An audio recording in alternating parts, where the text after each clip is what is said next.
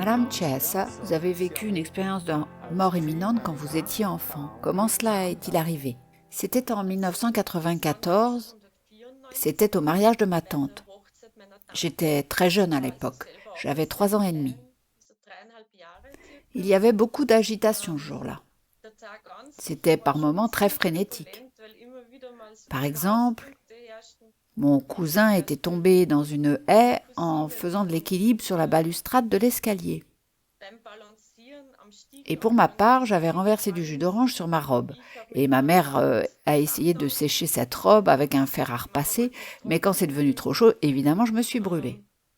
Ensuite, dans l'auberge où l'arbre avait été coupé, c'est une tradition de mariage allemande ou autrichienne, les mariés doivent être les premiers à passer entre les deux morceaux qui ont été sciés. Et au lieu de ça, c'est moi qui suis passée la première. C'était pas de très bonne augure.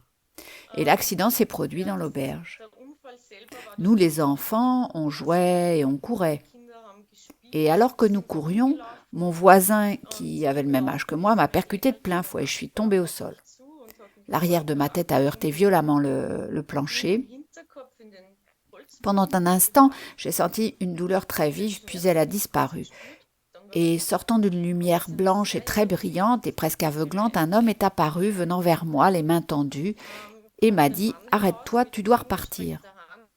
Je suis donc revenue un peu dans le corps. J'étais en fait sortie de mon corps par la gauche du corps.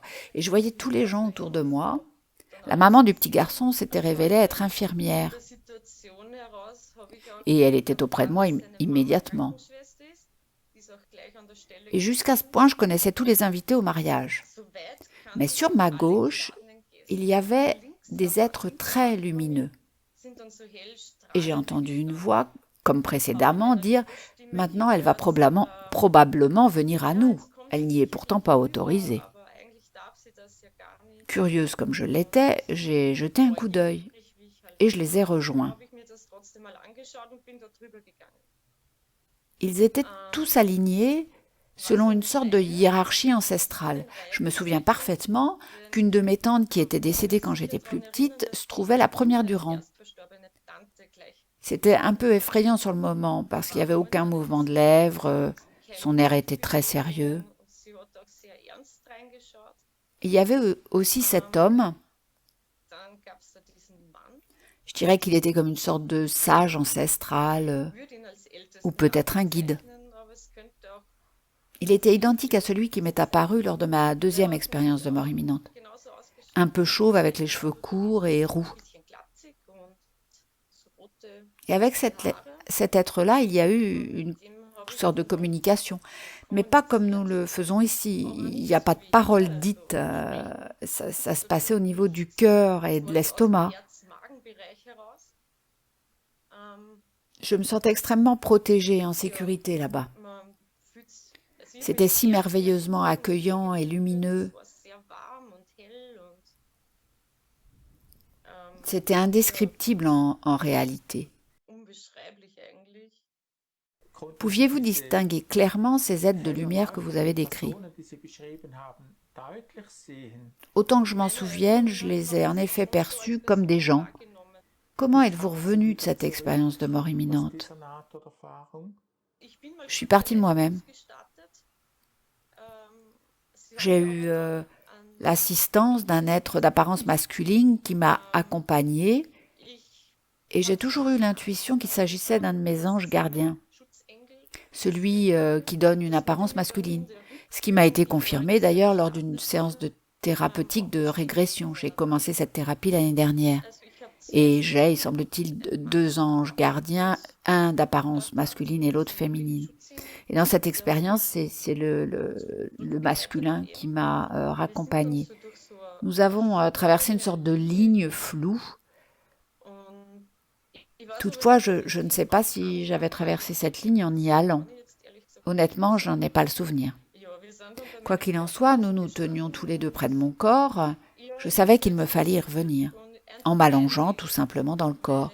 Mais comment ça, lui ai-je demandé, car a priori, il n'était pas possible de pénétrer quelque chose de solide.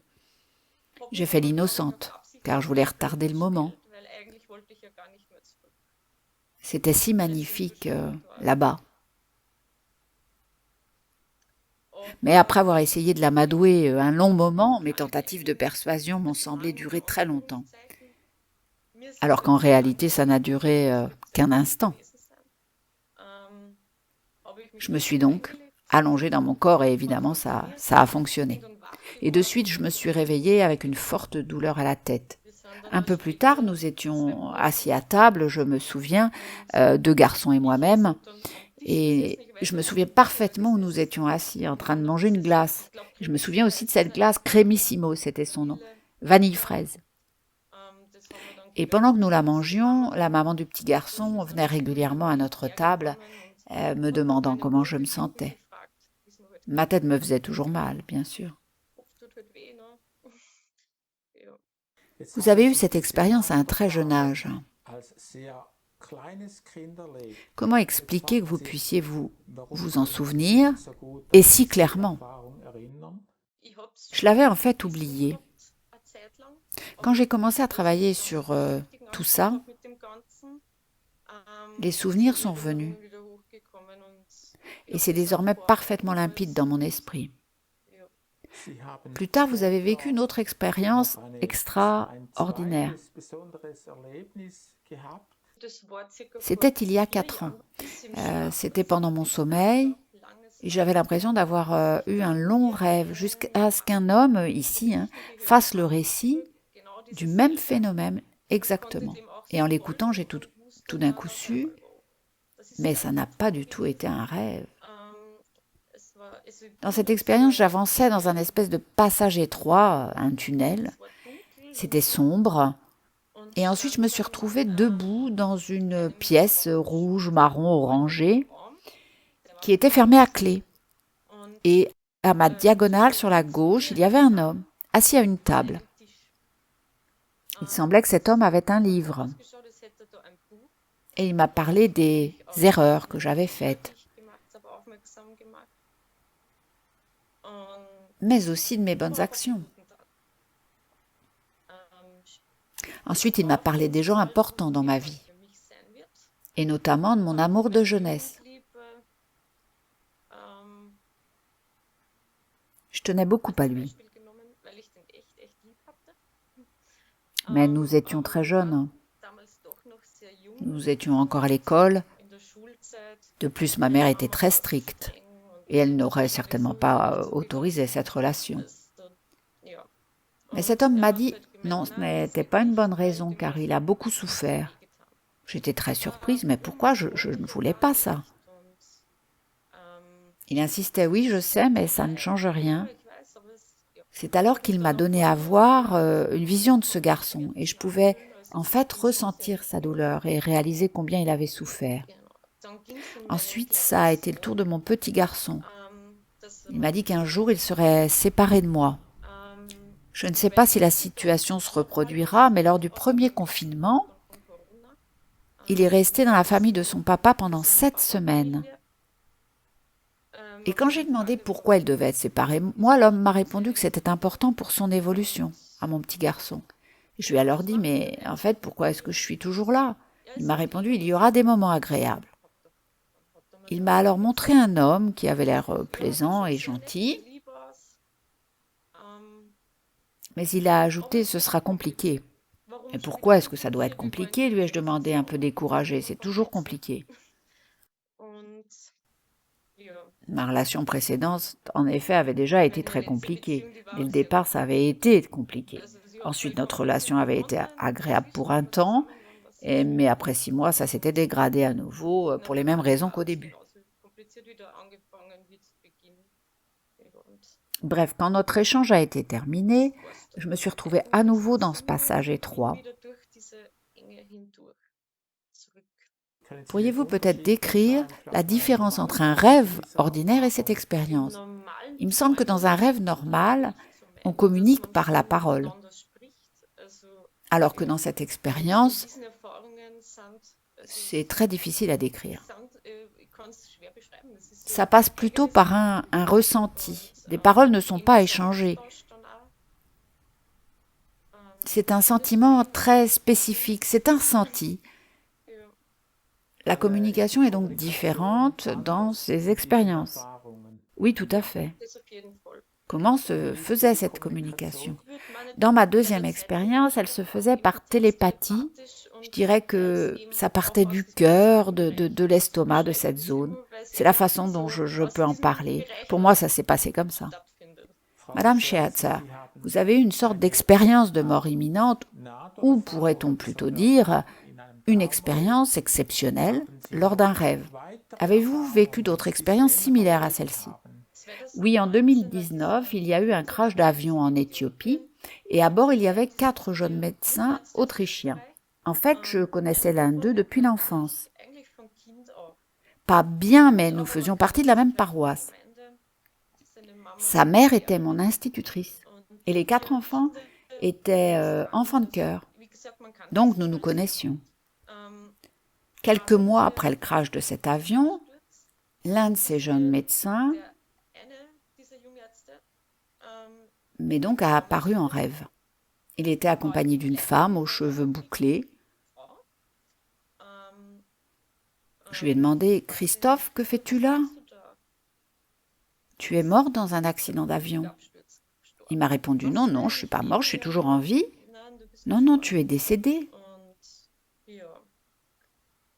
La deuxième expérience s'est déroulée l'année dernière, impliquant encore une connaissance. C'était le directeur de notre supermarché Spar. Il a eu un grave accident de voiture le 1er mai.